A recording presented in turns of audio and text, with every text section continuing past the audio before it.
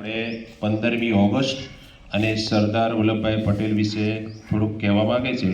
તો આપણે સૌથી પહેલાં ધોરણ 7ની વિદ્યાર્થીની સિદ્ધિબેન પ્રદીપભાઈ ભોરણિયાને વિનંતી કરીએ કે સરદાર વલ્લભભાઈ પટેલ વિશે પોતાના શબ્દો રજૂ કરે.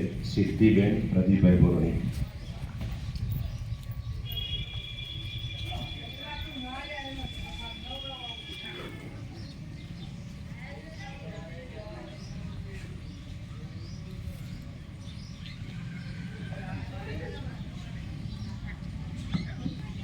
નમસ્કાર, મારું નામ છે ભરણિયા સિદ્ધિ પ્રદીપભાઈ. હું ધોરણ 7માં અભ્યાસ કરું છું. આજનો મારો વિષય છે સરદાર વલ્લભભાઈ પટેલ.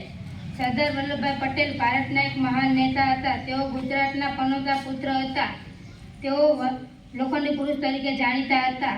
વલ્લભભાઈનો જન્મ તેમના મોસા નડિયાદમાં ઈસવીસન 1875ના ઓક્ટોબરની 31મી તારીખે થયો હતો. તેમનું વતન કરમસદ હતું. તેમના પિતા ઝવેરભાઈ સામાન્ય ખેડૂત હતા.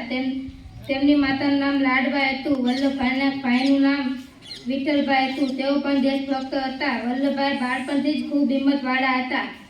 કાયદાના વિશેષ અભ્યાસ માટે વલ્લભભાઈ ઇંગ્લેન્ડ ગયા. ત્યાંથી પાછા આવીને તેમણે અમદાવાદમાં વકીલાત શરૂ કરી. અમદાવાદ નગરપાલિકાના પ્રમુખ તરીકે સેવાઓ આપી ગાંધીજીના પરિચયમાં આવ્યા. પછી તેમણે વકીલાત છોડી દીધી. તેઓ આઝાદીની લડતમાં જોડાઈ ગયા.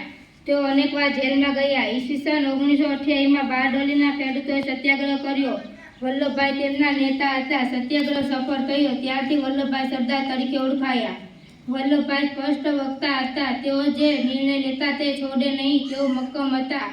તેઓ નિડર અને નિર્ભય હતા. તેથી તેમને સૌ લોખંડી પુરુષ કહેતા. તેઓ ભારતના પ્રથમ ગૃહ પ્રધાન અને નાયબ વડાપ્રધાન તરીકે ઘણા સફળ રહ્યા હતા. ઈસવીસન 1947માં ભારતને આઝાદી મળી. એ સમયે હિન્દુસ્તાનમાં લગભગ 600 જેટલા દેશી રજવાડા હતા. આ સર્વ